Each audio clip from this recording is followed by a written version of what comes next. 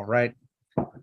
Hi, good morning, everyone, and thank you so much for joining us. I'm Ben Wasquita with the Real Facebook Oversight Board. This is our press call. This is both an emergency session of the Real Facebook Oversight Board and a press event for co-sponsored by Facebook Oversight Board and Change the Terms. This is Meta's looming election crisis. We're here today because of the urgent threat to the 22 election and the US midterms posed by Meta. We have 4 speakers from 4 different perspectives, sharing research and insights from multiple organizations. The bottom line is Meta is not prepared for this election. We have very different perspectives that illuminate that. Just as a quick reminder, Free Press this morning launched a new report, which I've shared with media who are joining us. The Real Facebook Oversight Board has also issued our quarterly harms report. We have on the call today Heidi Beirich from Global Project Against Hate and Extremism, Jessica Gonzalez of co-CEO of Free Press and a lead organization in Change the Terms, Yosef Gadachu from Common Cause Media and Democracy Program Director, and Stephen Renderos from Media Justice. And just a very quick note for press and media, keep yourselves off camera, and I'll prompt you a couple of times during the discussion to send me questions if you have them, and I can either call you in to ask the question or I can ask it for particular speakers. So with that, I'm going to turn it over to Heidi Beirich from the Global Project Against Hate and Extremism to get us started. Heidi? Thanks, Ben. I want to thank the Real Facebook Oversight Board and my partners here for talking about this really, really important issue. We're here to talk about the abject failure on Facebook's part to protect our democracy. But let me take a little time here to set the scene of what we're seeing. Since Trump's loss in 2020, there's a whole industry that has popped up on the right dedicated to what they call election integrity, which I put in quotes, but is really election denialism, which is lying that our elections aren't free and fair against all evidence, tons of evidence proving that it was. My organization, the Global Project Against Hate and Extremism, has released reports on these groups in battleground states and nationally, and there are dozens of them, many highly resourced, at times working hand in hand with white supremacists and anti-government types. And they're telling lies about the election, and they're training poll workers who are sympathetic to their views. Trump's big lie about the vote has now been adopted by GOP candidates and activists, and it's having a profound effect in terms of undermining trust in the vote and our electoral infrastructure itself. It's also scary. Among the tactics being advocated in this world are surveilling, for example, of voting drop boxes, and we've already seen heavily armed men documented intimidating voters in Arizona.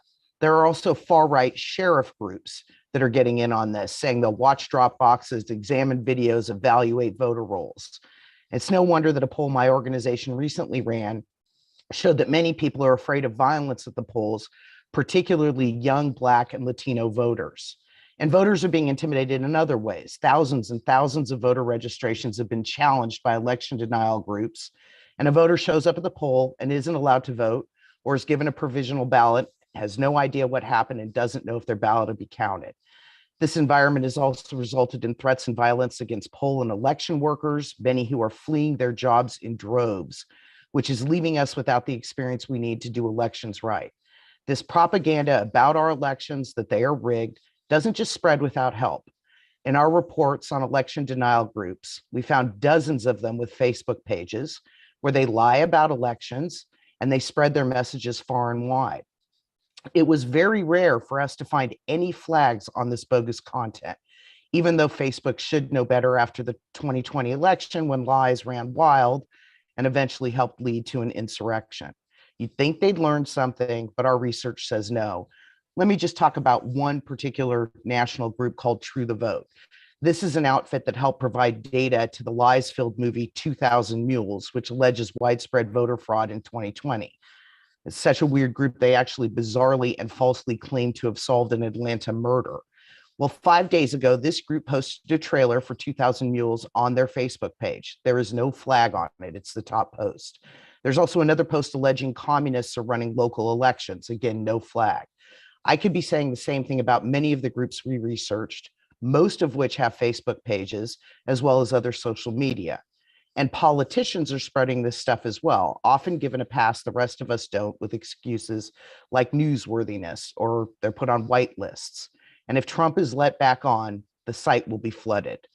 The Real Facebook Oversight Board Quarterly Harms Report has many more examples like this, as well as examples of hate proliferating online. And of course, each page and each post leads the reader to more and more false content. So it's no wonder that so many people are convinced that our elections are rigged, among many, many other conspiracies. Make no mistake, this is a poison in our democracy and a threat to it. If the election denying candidates win who are running right now on a promise to make sure Trump or someone else wins in 2024, a free and fair vote will no longer exist. That's what's on the line with all this, our democracy. And social media, Facebook in particular, should take this for the serious issue it is. It's tragic that we have to be here today just to state the obvious. Thank you. Great. We'll turn it over to Jessica Gonzalez from Free Press. Jessica. Thanks, Ben. And I'm going to share my screen here in a moment. Thank you, Heidi, for that sobering analysis of the current state of play.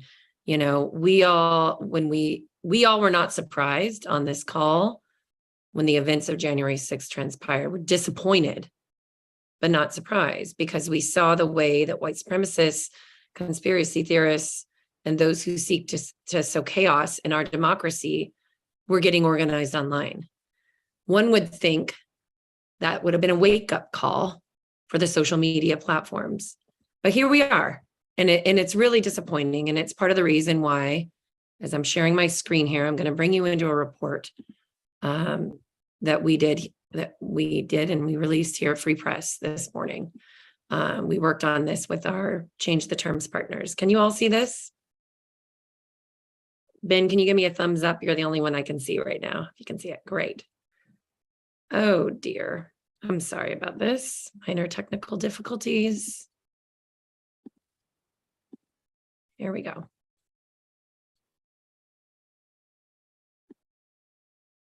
So we called the report Empty Promises.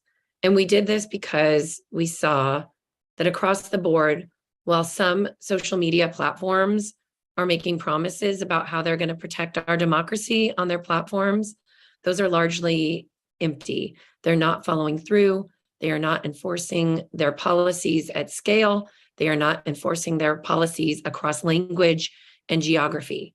And so we're really disappointed in the state of play in social media companies' efforts to stop hate and lies, and particularly election lies on their platforms.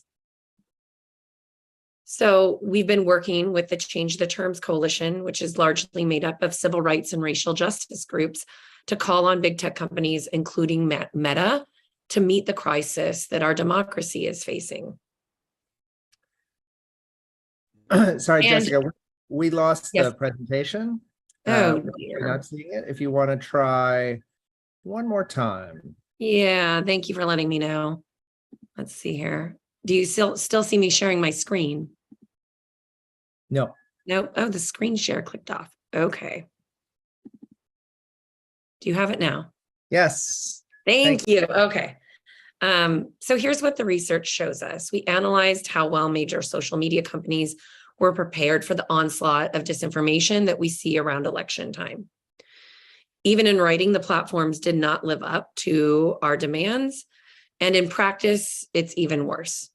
So we will provide a link in the chat for all the reporters so that you can look through the report in detail. But I wanted to give you a snapshot of how we graded the companies. And you'll see that Meta is the first category all the way on the left-hand side.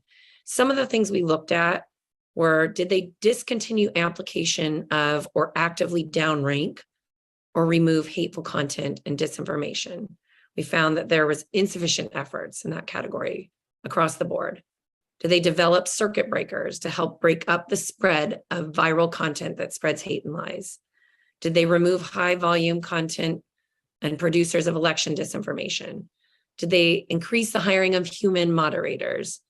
Do they have civic integrity teams that work on this 365?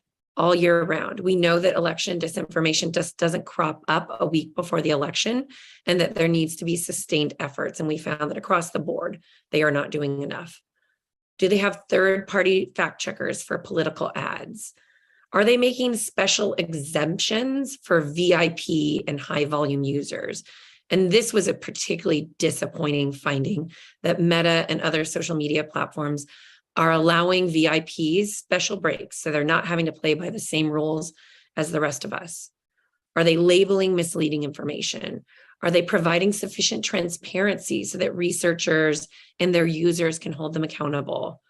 Across the board, we found systemic failure to protect their platform, protect election integrity over their platforms.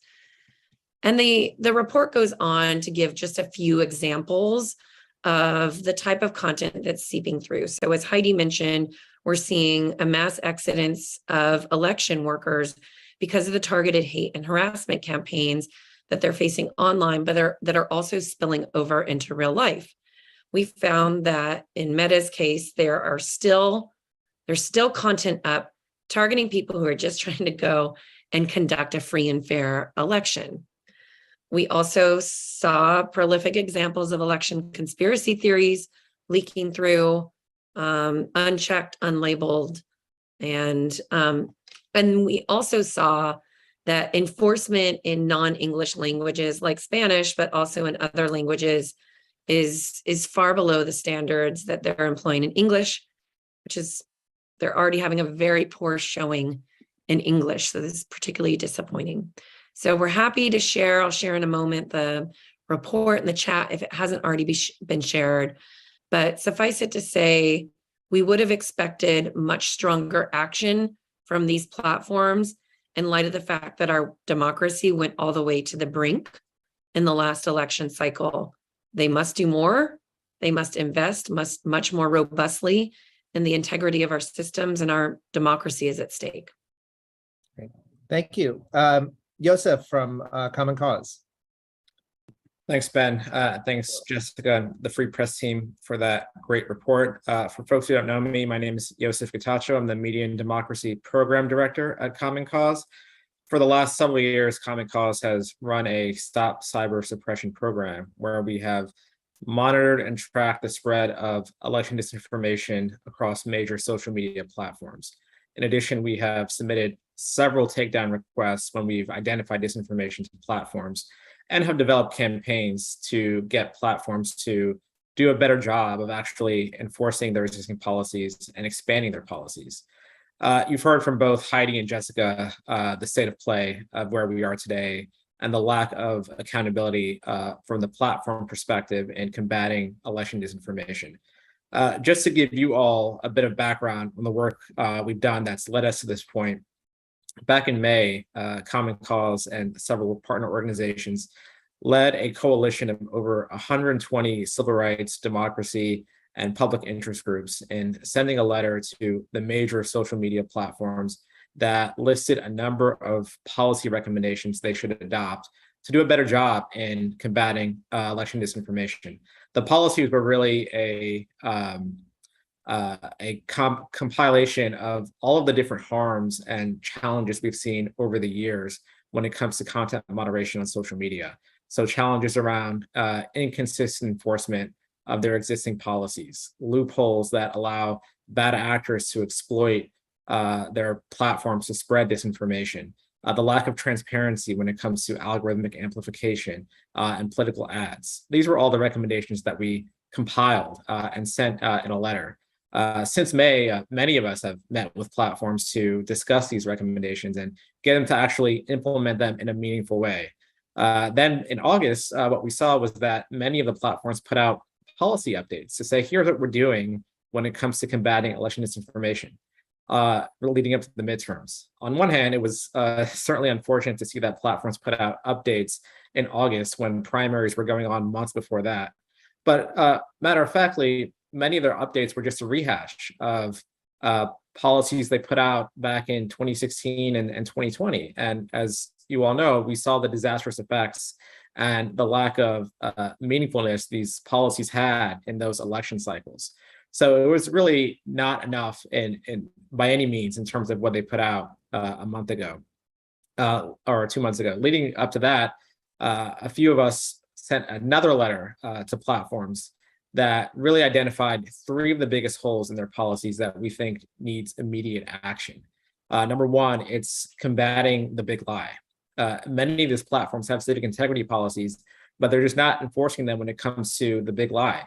The big lie has become really the centerpiece of how election misinformation spreads today. Many election deniers who are on the ballot are using the big lie as a platform plank to say, hey, the 2020 election was stolen, so the 2022 election will be stolen as well.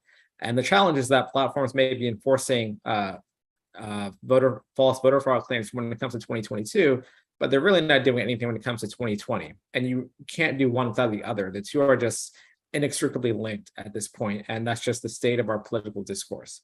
Number two is reducing algorithmic amplification and putting circuit breakers in place. You heard from Jessica how the platforms have just not done enough around this. The challenge is that many of their updates are saying, hey, we are pointing users to authoritative information, but we're not seeing enough when it comes to downranking content, when it comes to limiting ways that users can engage with this information, whether it's sharing it, commenting, or other ways, or even looking at super spreaders that are on many of the platforms today and figuring out ways to mitigate their reach when it comes to spreading disinformation. We just haven't seen much around that. Third, it's putting more resources to combating non-English disinformation. Again, you heard from Jessica that this is a huge problem across platforms. The challenge is that we're not going to get actual financial numbers when it comes to how much money these companies are putting to combat this. So what we're asking for is greater metrics, greater information into how you're actually combating this issue. Many of these platforms put out transparency reports on a regular basis that say, hey, we've identified and took down X amount of content when it comes to election disinformation. But they're not putting that information out when it comes to Spanish language election disinformation, when it comes to other languages. And that's just one way we can actually see, one, how this problem is spreading, but two, what platforms are doing about it. And then it's coming down to hiring culturally competent content moderators. It's not enough to just use AI detection systems to determine whether or not disinformation is spreading in other languages. We need to make sure that there are content moderators in place who understand the policies and whether or not disinformation is spreading in other languages in a way that is in violation of these policies. And it's not entirely clear whether companies have done this to this point. So where are we today? We're a week and a half or so away from midterms, and many of these policies haven't been put into place. But we are pushing companies to do a lot more in the days and weeks ahead, even post-election, to implement these policies and do as much as they can to safeguard our democracy. Thank you. Thank you. We have one more speaker who I'll introduce in a second. Just quickly for media, if you have a question, I'm Ben Wasquita in the chat. You can send me the question and I'm happy to ask it for you, or let me know if you'd like. I can put you back on camera and you can ask as well. Also, let us know if there's a particular panelist or speaker you would like me to direct a question to. Our final speaker I want to introduce is Stephen Renderos from Media Justice. Stephen, go ahead. Thank you, Ben, and good to be on here with Yosef and Jessica and Heidi. For folks unfamiliar with Media Justice, we're a national racial justice organization that fights for the tech rights of people of color in the United States. Our work has, over the last 5 or 6 years, have focused on compelling platforms to be much more accountable to their users. And we also coordinate a national network of community-based and grassroots organizations based all over the country called the Media Justice Network. So I'd like to drill down a bit further about Meta's lack of preparation for the upcoming elections. While mis and disinformation affects everyone, it actually doesn't affect everyone equally. Voters of color today are no safer than they were 2 years ago. What has changed is, back then you only had really one candidate on the ballot, Donald Trump, who was peddling lies about a stolen election even before the election happened. This election cycle is even more dangerous for the fact that there are dozens of politicians who are running on a platform of election denialism. And that's concerning because as Jessica was raising earlier and is raised in the report, one of the places where good policies by Meta go to die essentially or get undermined is in their public interest exceptions, which has been the blanket protection that has allowed politicians to spread lies on platforms like Facebook. As we saw in 2020, the communities that carry the harm the most are communities of color. Election disinformation is leading to violent efforts at voter suppression. In Arizona, where I currently live, armed vigilantes, as Heidi was mentioning, are showing up to ballot drop boxes in locations like Maricopa County. And it's important to really elevate, who the target of this intimidation is, because it's very clear. Maricopa County is a place where 40% of the electorate in that county are Black and Latinx. Across the country, organizations that are led by people of color and doing get out the vote efforts are being targeted for online and offline harassment. We've actually had several of our members who are engaged in that work who've reached out to us for support on, how to engage in digital safety because they're being bombarded with attacks that they're not used to, simply because they're telling people or distributing information about the elections. And this is, all being coordinated. This kind of harassment is being coordinated across the same groups that existed 2 years ago, and which Meta has failed to deplatform and suppress. Meta is continuing to prove that it is ineffective at taking down election disinformation in multiple languages. For a preview, if you want to have a sense of what will happen in the US, we need only look at what happened most recently in the Brazilian elections, where Portuguese ads have been approved to run on Facebook that encourage people not to vote or shared wrong information about where to vote. And the same is happening here in the US. And this is because Meta overly relies on AI tools rather than investing in people-centered content moderation. Critical measures that Meta adopted in 2020 to limit some of the harms have been rolled back, like the downsizing of its election integrity team. They're treating the elections like a seasonal flu rather than the year-round pandemic that it is. They have failed to be transparent about their policies and decision-making. And more importantly, they've actually failed to fix their algorithms away from amplifying election disinfo. One of the things I feel like we can't actually lose sight of the fact is that Meta's choice to do virtually nothing about disinformation is driven by their bottom line.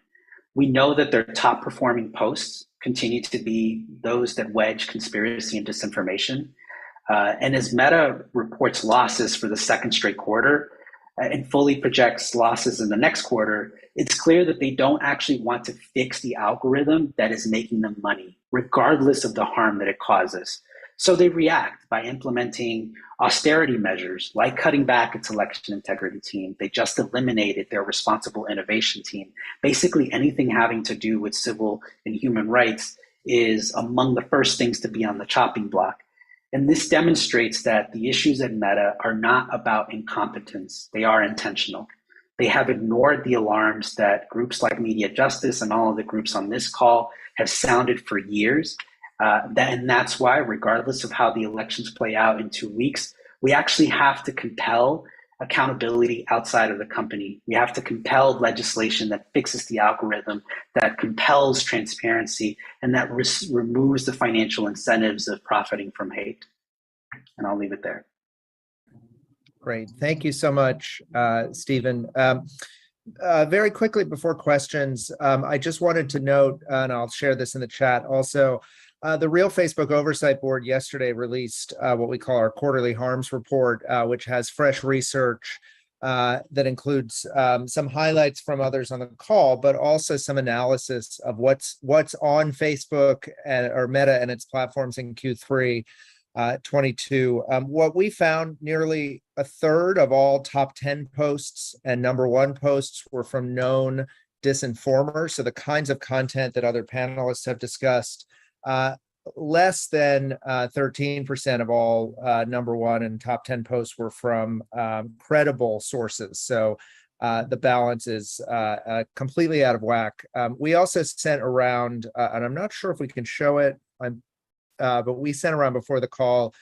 The Real Facebook Oversight Board has 7 demands of Facebook, which I will not read out specifically now, but I think in terms of things they can do immediately ahead of the election, also in terms of maintaining those protections after the election so we don't see another January 6th, which occurred as some of the 2020 protections came down. Those demands are critically important. Great. So I have a couple of questions in from press that I will go ahead and read, but if there's additional media with questions, if you'd like to just go ahead and let me know that you have a question to ask, be glad to either put you on or read out your question. The first question that I had in was for either Joseph or Jessica through some of the work you've been doing, and I know so all of you are part of, in some way, have been part of the Change the Terms work. You've met with, looking at this question, you've met with Meta and had conversations with them face to face. You've showed them these posts that you've showed us and that you have in some of your reports. What is Meta telling you in the room to your face? And how do they justify leaving up some of these posts that you've shared that would seem clearly to violate some of their policies? Do you want me to kick us off, Joseph, and then maybe I can kick it to you? I mean, part of what we hear from Meta is that they're doing their best, and you can't expect us to catch everything, right? And frankly, if it were really just like they were missing 1% of the content, then maybe I'd be okay with that line. But the truth is there's systemic failures on Meta's part to catch abuse and abuse of their policies across the board, especially in non-English languages, and that the policies themselves are insufficient, especially insofar as they're giving a free pass to elected officials and the people who hold the most power in our society.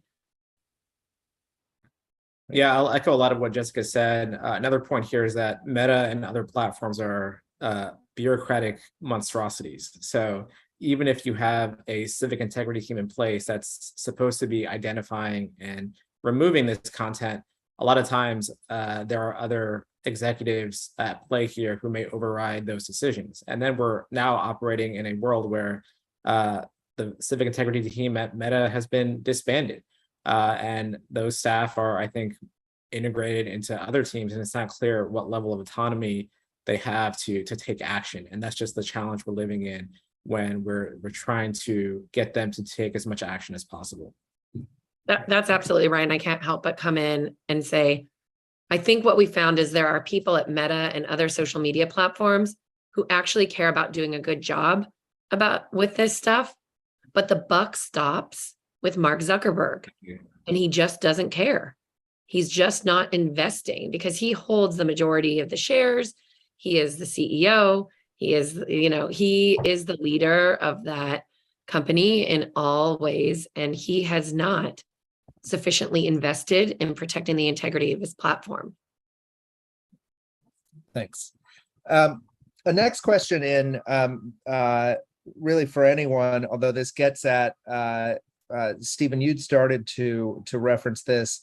How does this group, I guess, look exactly at the question. How do you see what's happening with elections in the context of what's happening with Meta share prices and with their repeated sort of bad couple of quarters, right? Do you feel like that's a sign that some of your advocacy efforts are working, or is this a different, or does it pose more risk to us on the election side to have these losses happening at Meta? Yeah, I can kick off some of my thoughts. I'm curious what other folks think about this. I think for me, part of what I'm seeing is a deliberate choice that Meta is making about who does it think it's in competition with. And when we look at the ecosystem of social media today, one of the things that's happened is that, with Trump's Truth Social site being built out, places like Parler and other social media sites that are bastions for the same kind of election disinformation that we're talking about here. I think Meta sees those companies as being the bigger existential threat than even the harms that their platform is causing to our society, rather than the destruction of democracy. And I see the choices that they've made of cutting back, very critical teams like Joseph was mentioning, as more trying to do what it can to cut costs, but doing it in the worst places possible. Because, as the data is showing us from the quarterly report that the Real Facebook Oversight Board will put out, it's the posts that have the inflammatory content on it that it still continues to be the most profitable part of its business at this point. And it's choosing not to go after places where its business is actually really suffering. Like, they could cut back on their VR business, which is failing and losing them a ton of money, but instead they're choosing to focus on other areas that are more central to civic and human rights. So I think that's part of the dynamic I see here, is that the ecosystem of social media is changing. And I think they've seen that they've lost users over the last few years and are trying to figure out ways to continue gaining ground. Unfortunately, that puts our communities, those at the margins, who have always been the targets of voter suppression, hateful content, in the crosshairs. Thank you. Two more questions that I have in from press. Actually, three. Let me go with this one first. Social media companies have lacked in preventing hate and disinformation live on the platform since the beginning. But as the Free Press report states, it's now a threat to democracy. Can we really still rely on these questions to implement policies of their own, or does this need to be enforced by legislation or regulatory bodies? So the question for any of you really is do these protections need to be enforced by legislation or a regulatory body? So I can maybe kick us off, and then I'll turn it over to Joseph, who I know has done a ton of thinking about this as well. I think we need to have both. We need to continue to hold social media companies responsible. They have a social responsibility to their users and to society to keep their platforms safe. And clearly, they are unwilling to do so. And so what's different about disinformation in 2022 versus 1982, when it still existed, right? Voter suppression of people of color was a tactic even then. It looked a little different. What these groups are doing with social media and what social media is enabling is that targeted disinformation based on people's behavior and demographic data. And so Facebook knows my race, my ethnicity, how old I am, whether I have children, how I usually vote, right? There's a whole trove of information that they collect about all of us. And they use that information to target ads and group recommendations and other type of content toward us. We never really gave permission for our private information to be used in such a way. And so I think we have to think deeply about privacy protections. There's a great bill moving in Congress right now. The ADPPA is the acronym. Joseph will probably remember what that acronym stands for. It's a bipartisan, bicameral bill that will actually set a baseline of privacy protections so that our private data can't be extracted and used to exploit and abuse us in these ways. And I think enacting this regulatory regime is critical. And it's a critical component because, as you say, Ben, they will not do this. They will not do right by their users and by society unless their hand is forced. There's a number of other things we can regulate around transparency, but at the end of the day, we have to be careful, especially in the US context, about regulating speech itself.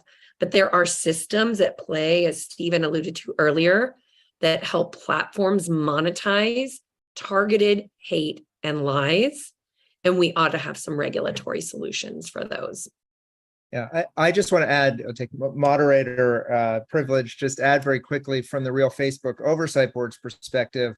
I always want to underscore to media and press that that Facebook's own oversight board is not an independent oversight mechanism. They do not have the mandate to be able to just jump in and say, Facebook, we're concerned about the election. They have cases that are chosen, that are handed to them by Facebook.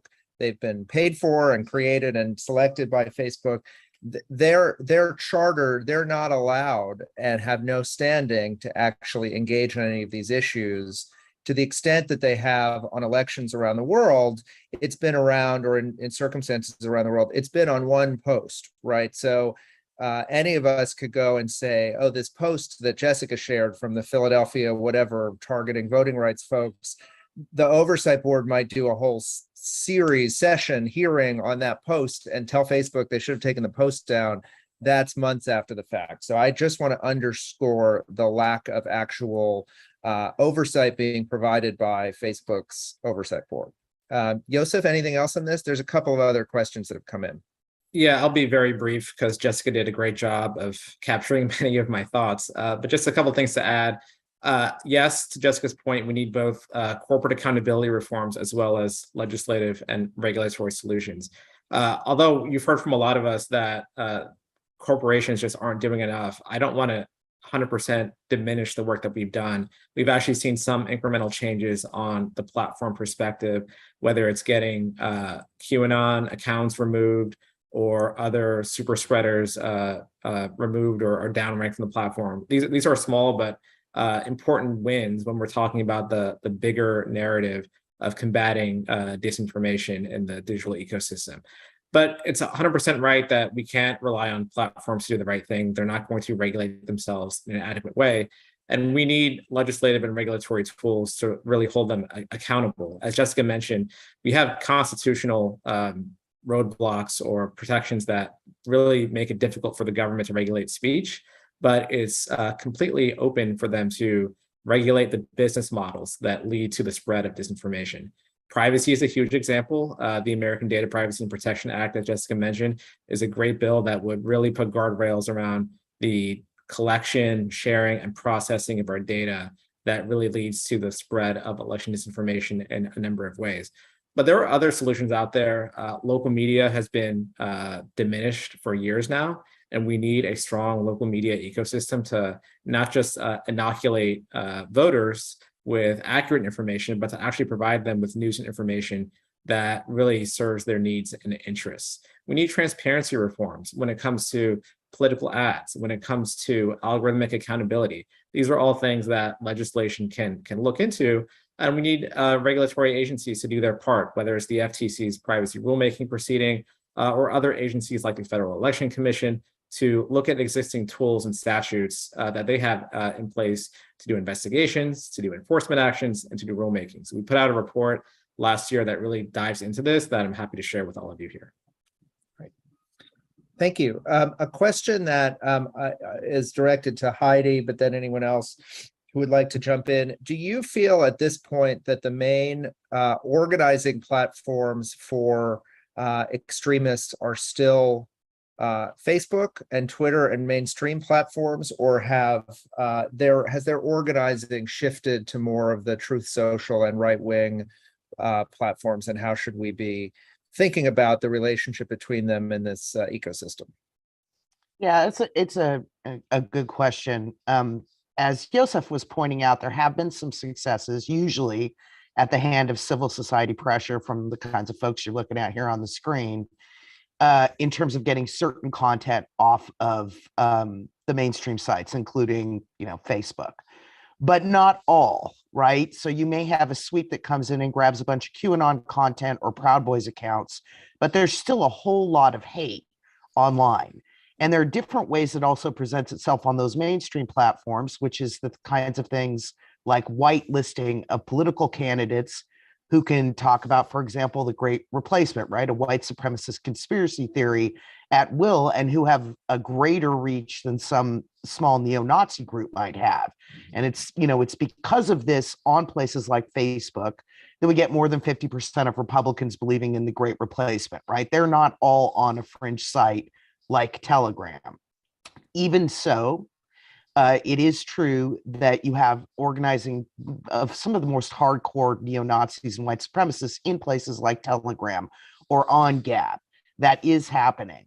But that doesn't give a pass to Facebook and other places where we still see this. And it's always shocking who you might find who's still on Twitter. I mean, there are notable white supremacists there also on Facebook. So it's a fight we have to keep having, asking to have the policies enforced on the mainstream platforms. We would rather have people over on Telegram where they're preaching to the choir than on Facebook where they can recruit in mass. That's the big distinction and the reason why it's so important to clean up the mainstream sites like Facebook. Anybody else?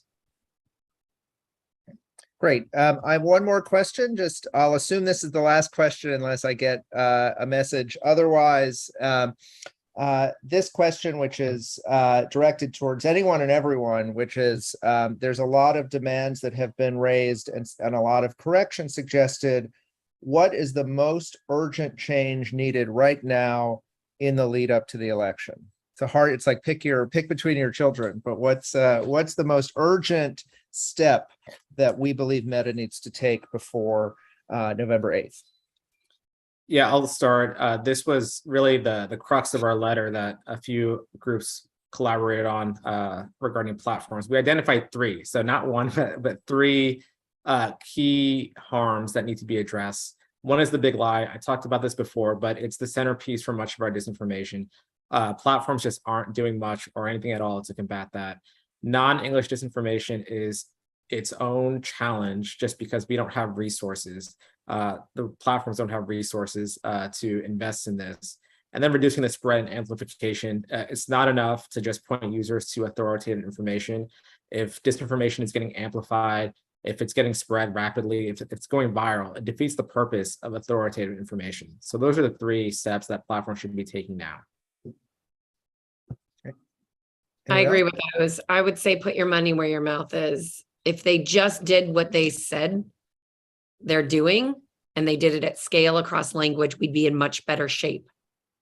Yeah, it's ridiculous that they can't do the things that Yosef has just pointed out because it's absolutely critical. And, we're just a few days downrange from the elections. It's shocking that these things haven't happened. Yeah, we totally agree with Yosef.